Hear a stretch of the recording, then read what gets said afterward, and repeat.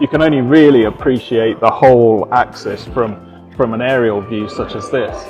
So what we've done is a series of devices throughout the master plan that make you realize that it exists. So if we start at the beginning, there's a trail on the floor, has poems on it that takes you through this first section of park. And then we have a bridge which gives you another recognition of this linearity on the master plan. And then the buildings themselves become separated, so again the space between them becomes a visual representation of that axis.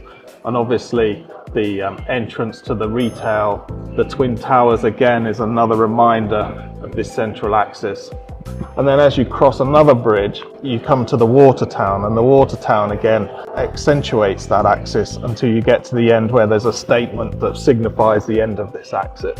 And we had a number of barriers coming against us. There was a lot of roads crossing the site which worked against the axis. So what we had to do was create different ways of avoiding the road. So either bridges or going under buildings. You sort of lost this, where these roads crossed and the canal went against that axis. So there's lots of little instances that made you aware of its condition. You can see it from different places really, because there's different, as we cross the roads, there's different changes in height and lots of different public amenities. So you've got parks, the riverbank, you've got the water features and the wetlands at the end. So it changes throughout, and the axis kind of acts as a wayfinding device. So once you venture off it, it helps you get back on the path to explore other areas of the master plan. So it's really trying to help people navigate all the public facilities that are along its route.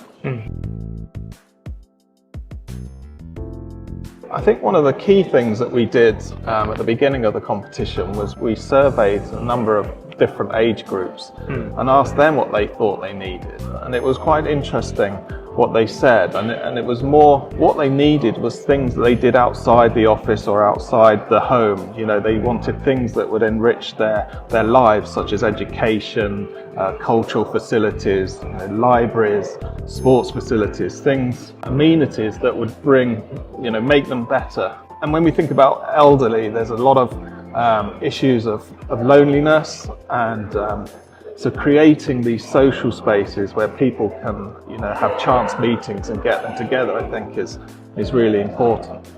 But we shouldn't just think about the elderly. There's a lot of other we need to include for inclusivity. So we've got people with various disabilities, some quite visible, some more hidden. There's issues of mental health, and all these green spaces can help deal with that. So I think what we're trying to do is bring as much inclusivity into the entire master plan, create social spaces and cultural spaces that will really enrich people's lives.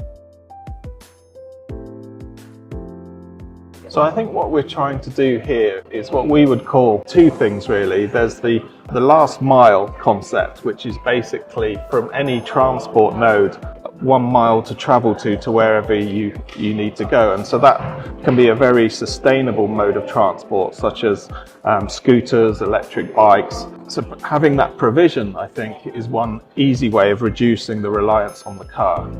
The second thing is, with all this greenery, we can have a very good sponge city strategy and a lot of CO2 capture throughout the master plan. The use of pedestrian-only areas, again, helps people to navigate through safely and reduces, again, that reliance on transport.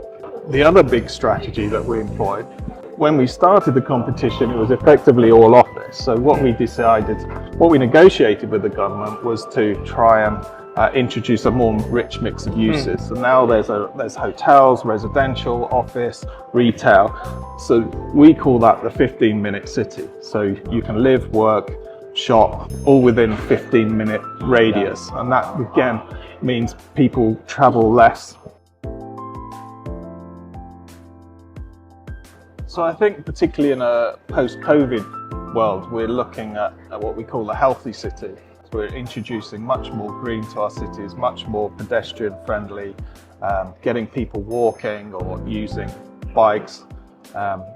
And because a lot of people now can work from home or they can work remotely, you've got this whole new concept of the digital nomad who can work and travel. Cities now are like competing to be the best home for digital nomads. You know, you've got places like Lisbon that are now bustling full of places because it's a nice place to live and they can work remotely. So cities are starting to compete for people to live and work there. So we've got to make our cities more attractive to these sort of new waves of people.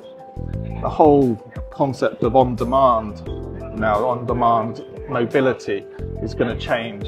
You know, ownership isn't so strong with the younger people. So being able to call a car or a boat or a drone to get somewhere, this sort of on-demand mobility is probably something that's going to become, you know, more and more relevant. We've just seen today Tesla launch a new driverless cab. These sort of technologies will come in. But I think we don't want to be too driven by technology at the expense of people's needs in terms of a healthy living environment. So reducing pollution, increasing the greenery, allowing people to walk in much healthier environments, I think is where our cities are heading at the moment. Thanks, Martin.